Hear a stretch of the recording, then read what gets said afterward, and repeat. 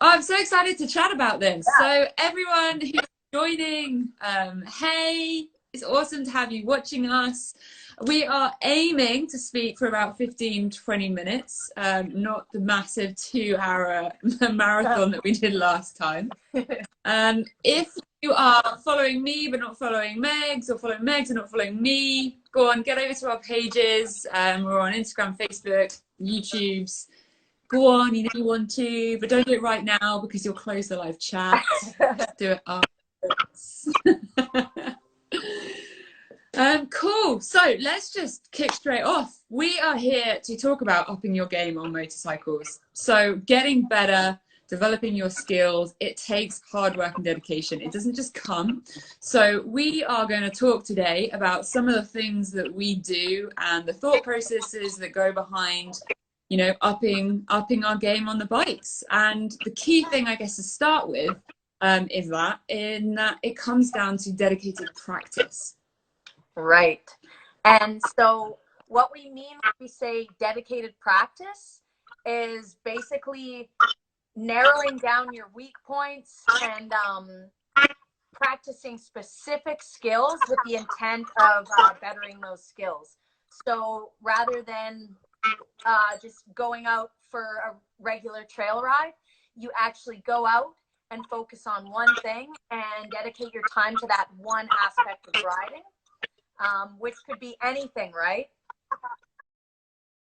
Yeah. I think the key thing here is that it's about taking that skill and turning it into a muscle memory. Because once you make it into your like subconscious riding skill, it frees up your mental capacity to focus on something else. So if we take a really easy example, if you're no longer having to think about getting that elbow up or whatever is around a corner, your brain is then freed up to go, what is around the corner?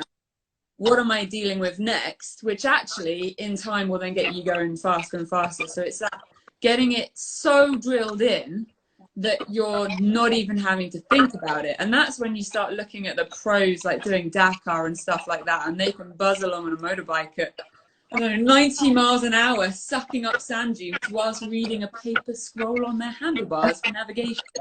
Like, Yeah. it's madness. So we're not on that level of madness, but it's the theory behind it that Right. is the important one. Yeah. And so in order to create that muscle memory, you're going to need to do a lot of repetition.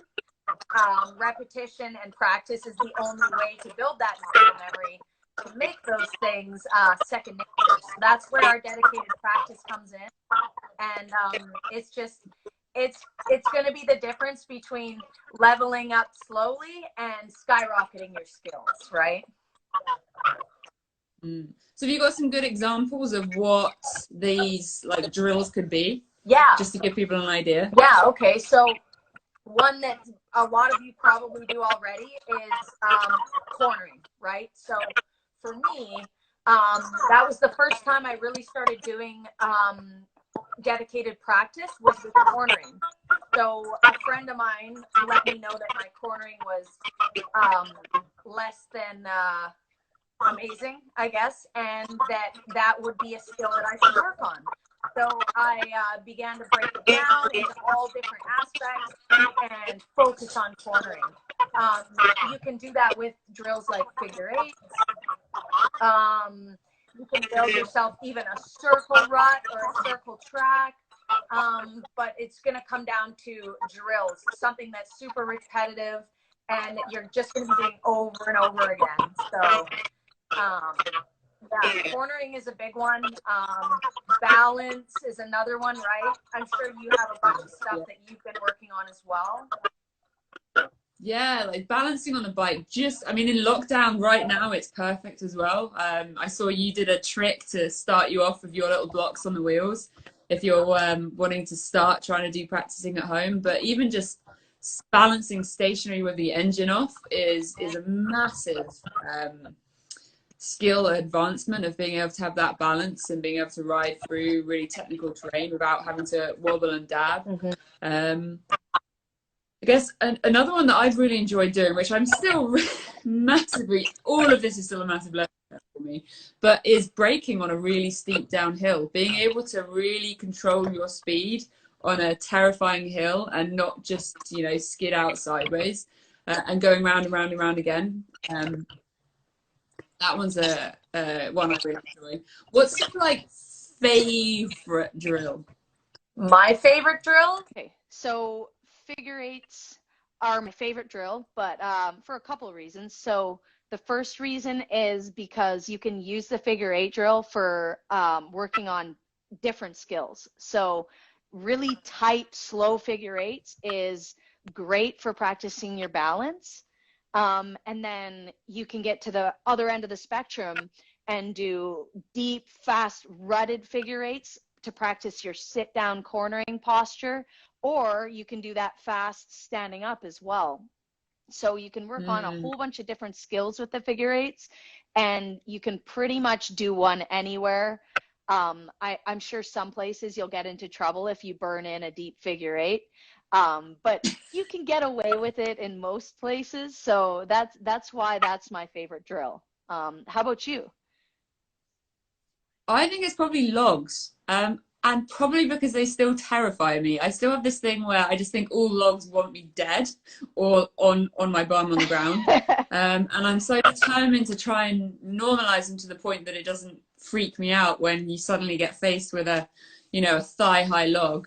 I just really enjoy going around them and that precision of trying to get your Braap just right to sort of land like nice and dreamy, just kissing the back wheel first. Right. So I enjoy that and find fear in it all at the same time. But Yeah, no, I get it. That kind of fear factor when you're learning something new is almost addicting. And the amazing thing about logs is that there are so many ways to cross a log. So you can learn how to just wheelie into a log, use the punch technique to get over it. And then as you get better and better, you can take it up a notch, work on the double blip.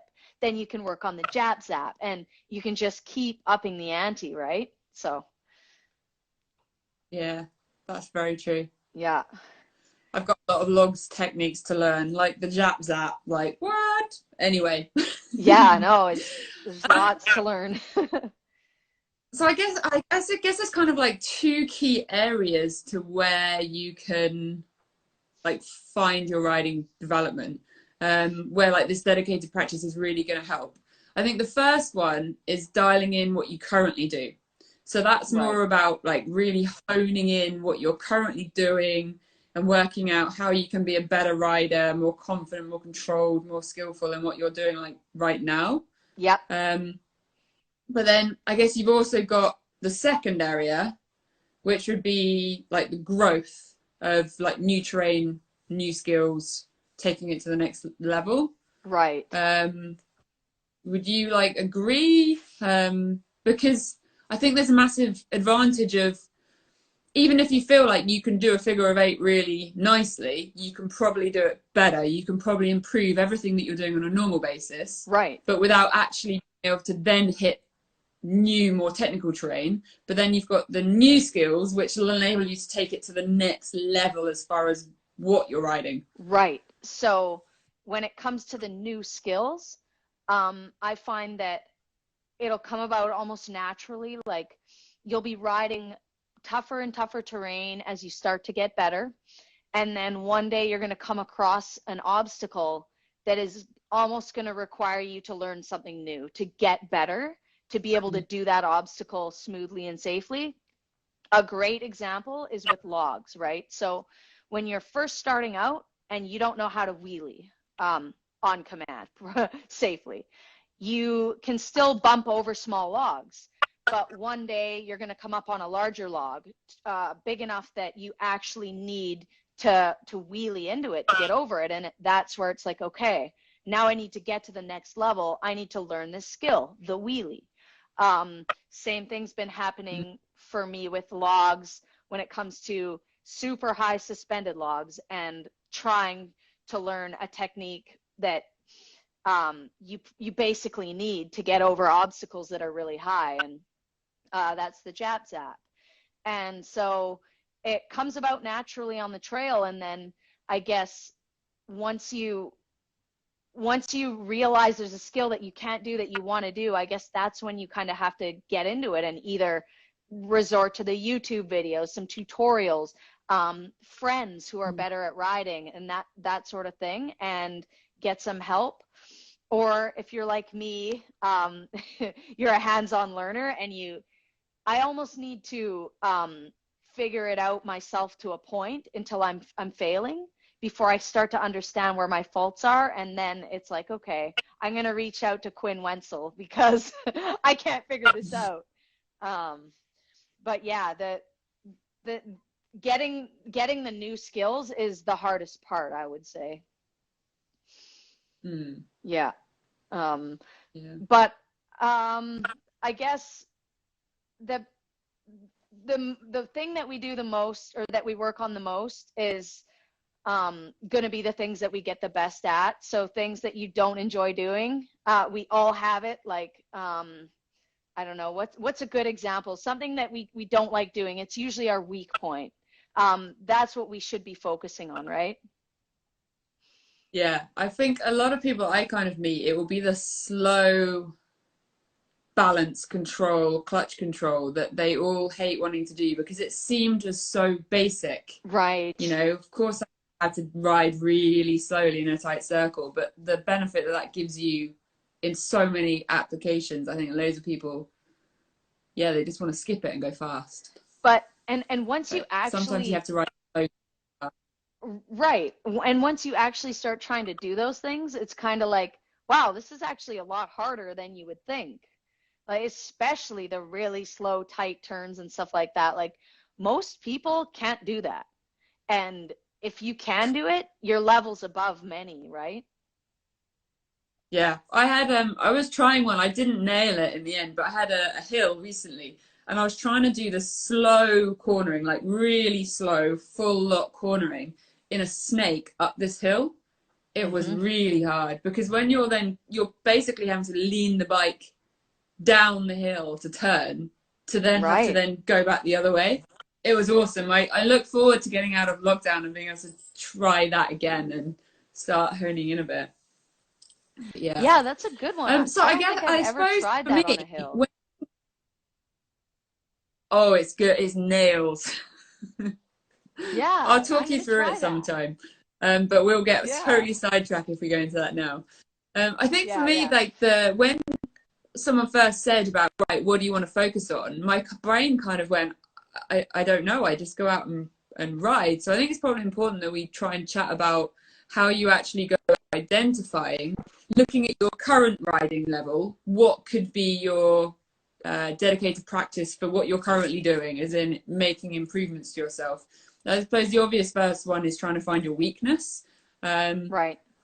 You know, what can you self-identify that you're not very good at? And I know for me, corners, terrible. So that's one of my biggest drill areas. What other ways can we think of that, you know, to try and self-criticize as such, to be like, I need to work on that?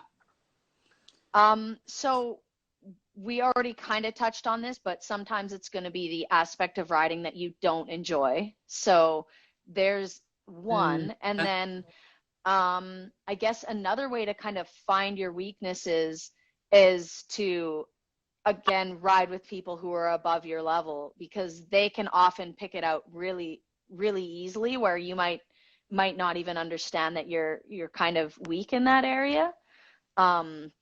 I think that's a big reason why I improve a lot when I ride with people who are better than me. What else is there? I mean, most people can identify. Okay, yeah. Yeah, so confidence, if there's something that you don't feel confident doing, it's probably because you're not that good at doing it. You could take that as an idea of, well, okay, if I'm not that confident doing something, like, I know, going up a step, then maybe I need to practice that until I'm confident and I'm not thinking about it. So I know when I first started doing the steeper downhills, it absolutely terrified me. And by doing them over and over and over and over, you almost normalize it. And it becomes like dialed in, which is what we were talking about in the first instance. Yep. Yeah. Yeah. I guess that's probably, you know, you really look at yourself, and if you can't work it out yourself, your friends are always going to be honest, right? And if they're not honest, they're probably not very good friends. Yeah, or they're on the same level as you and they're like, "What? You're doing great. Everything's perfect." That's true. That's Yeah. true. Yeah. Yeah, so if you're sat here listening and you're thinking, oh, well, I don't have anything I need to work on because I'm so good, you're either Graham Jarvis, which means fine, I'll take that, or you're just not looking at yourself hard enough. Go and find that friend that will tell you what you need to work on. Yeah, if Graham Jarvis is watching, that'd be pretty sweet, actually. I'd be stoked. That would be pretty cool. Yeah, Graham, if you're watching, please can you comment and say hello? He won't be. He'll be busy playing on his picnic bench in the garden. Probably. His isolation balance has been amazing. So I was thinking one thing we should cover too, because this is something that happens to the best of us, but frustration when you're first trying to learn something new. This is totally a thing. It happens to all of us. How do you deal with it? Sometimes I stamp my feet. Sometimes I throw my bike on the ground. No, I don't. Sometimes you've just got to accept that, you know, today's not the day to be learning it, and you've got to walk away and come back from it fresh. But sometimes you kind of got to know yourself, because in other times I just need to kick myself in the bottom and give myself that pep talk of, come on, Vanessa, you can do this. Yes, you just fell off 7 times in a row, but you've got this. Focus. Work your brain through all of those little things that you've got to do to nail it, and try it again. Which can actually mean for me that I ride away and I go do something else. I go do something a little bit fun, take my mind off it, stop myself overanalyzing it, and then I come back and try it again. Yeah. That's kind of like the Vanessa thought process. Right. I bet you probably have something way more calculated. No, I mean, for me, overanalyzing it definitely becomes a thing. So if I try something over and over and over again, I don't usually get super frustrated, but I'll get to the point where I like really overthink things and it basically just becomes impossible to nail. And I'll do the same thing, like I'll ride away and try something new and either come back to it the next day or later on that day. But it's almost like I can try so many times and I'll get better each time. And then it gets to a point where it's like every attempt after this level is going to be like this. So I can only try 20 times. And then it's like, okay, let's go work on something else. Yeah. The worst is when you nail it. And I always find that I have to do it 3 times, like clean, to be able to claim it. Mm-hmm. And then the next day you try and do it again. And you're like, I did this yesterday. Where is this gone? It's like you have to reset. But that's where I guess it all goes back to everything we said at the beginning, where you just got to keep doing it until it's so dialed. Yeah. It happens. Yeah. And just trying. Frustration is tough, isn't it? It is. And it takes a lot of force. Yeah. I think inconsistency is probably where I get all my frustration. So it's like, you finally nail something and it's like, yes, and it's so gnarly, you don't want to really try it again, you just want to end on a good note, but you know that if you don't do it again and get 3 good ones like you said, you can't really claim it. I kind of like that. And then yeah, you come back at it the next day and it's like, damn it, I was doing this. And that's where I get mad. It's like, why can't I be consistent? And I think being consistent with a technique or a skill it comes with being good enough at it. I mean, it just, you can get it once or twice, but once you can get it consistently, that means you're good at it. And it's like, okay, you can move on to the next skill. And that's the hardest part to get, is to like really, really get good at it. Yeah, that's when you're full on owning it. Yeah, yeah, like Graham Jarvis or Quinn Wenzel. Yeah. Do you ever have that thing where you're like, come on, I'm just going to do it one more time? Again, my husband's quite good at knowing when it's like, come on, we're going. You're not doing it again today. Yeah, no, I'm So actually that kind of point where you're at that superstitious. tipping point where just No, yeah. first of all, you should never call last run. Crystal's the same way. We always say, okay, 2 more tries, even if you just mean 1 more. You never say 1 more, because you're gonna wreck and it's gonna be a bloodbath. Um, but I guess you kind of got to know when to call it a day too, right? That's kind of a big part of getting better in a safe manner, and not getting hurt when you're trying something new, is knowing when to call it a day. Yeah, there's like that. I think that links really nicely to sort of the bravery versus stupidity. I know we briefly chatted about this last time we spoke, but there's an element of you've got to push yourself, but kind of know your limits, but know how far past your limits you can go. Yeah. To not risk it being too much of a step, because obviously it's a big motorbike. We hit some crazy terrain, and so like that, knowing your limits, I think is really, really important to not get hurt, but you kind of have to push it. Yeah. Just that little bit. So here's your comfort zone. And if you're hanging out right on this edge here, the chances of you getting mangled are low. But if you're way out here, you don't know how to wheelie yet, but you're trying to learn the Jap Zap over a suspended log. The chances of you getting hurt are high, right? So it's just taking small steps, and like you said, knowing your limits and just staying right around the edge of your comfort zone. Cool. Yeah. Yeah. Well, I guess that's dedicated practice, really. Yeah. Anything that we feel like we've like missed picking up? I can't wait to get out of lockdown. I'm on day 31, stuck in the little house. Obviously, it's important because it's lives, stopping this virus spreading. But I'm even missing my drills. Yeah. I mean, can you do drills in your backyard, or is it like no riding at all? No, it's no riding. No. We've got a tiny lawn, so it would become a mud bath very, very quickly, unfortunately, even on the little child's bike. True. And it's the risk, Yeah. I would feel very stupid if I had to go to hospital for something. Okay, we've had a few comments popping up of what is Jap Zap. Do you want us to quickly run us through what a Jap Zap is? Okay.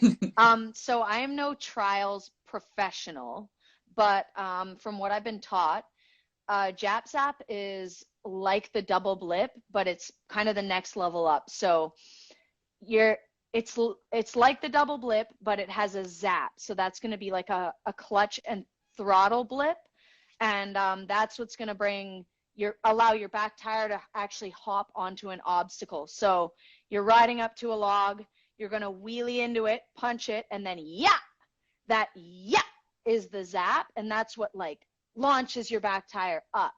So a Jap Zap would be used to get over an obstacle that's undercut, because your back tire can't hit there, right? Or you're never going to get up it. So you need to zap, or a suspended log or something like that. Yeah, if that makes any sense. That makes sense. Any other last minute questions before we head off? So how's it with you? You've still been riding, haven't you? You've been really lucky. Or yeah. So where's Moose? Moose is out right now. Heartbroken. but yeah, so here in Canada, in BC, we're kind of lucky. We are able to ride because we have little like private areas near our houses and stuff. And so it's just you put your bike in your truck, you drive down the road and you go. Um, as for like busy riding areas, like public riding areas, I've been staying away from those for the most part, but we're allowed. We're not locked down like you guys are in England. It's definitely different here, but the population's a lot more spread out, and I think the risk is a little bit lower, if that makes sense. Yeah. But yeah, I mean, we're locked down from, I'm not going to the store unless I absolutely need to. I think I've gone to the grocery store once in 3 weeks because, well, and because I don't like people, so it works out. But yeah. Basically, we're staying out of the public, but we're still able to ride, which is a real treat. Yeah, that's really nice. Can I come stay? Yeah, I mean, you're welcome. Come on down. Yeah. Cool. Okay. There are a couple of questions just popped up about chest protections. We chatted about this in our last talk. So if you go on my YouTube, you can see all of the little conversations that we had last time we spoke 2 weeks ago. There is a 2 hour, we really chatted last time, video of the whole thing in 2 parts, but I've also broken it down into little topic areas for bite-sized chunks. So yeah, chest protection, you'll check out one of those videos. We should probably wrap it up, unfortunately. Yep. I could talk all night. We're at 31 minutes. 31, we were aiming for 20. We are chatterboxes. Yeah, we did okay. Okay. We want to do it again. So fire us any topics you want us to cover. Yeah. We'll do it again. Yeah, we'll definitely do one again. I can see my dad in the comments asking for some specific training questions, so maybe we'll cover that stuff in the next one. Cool, that sounds good. All right. Love supported dads. Yeah. Cool, make sure you hit like, and thanks so much for watching, everyone. Megs, it's been awesome. Yep. Love talking to you. You're an inspiration. Thank you, my friend. I'm looking forward to the next one. Bye. Bye.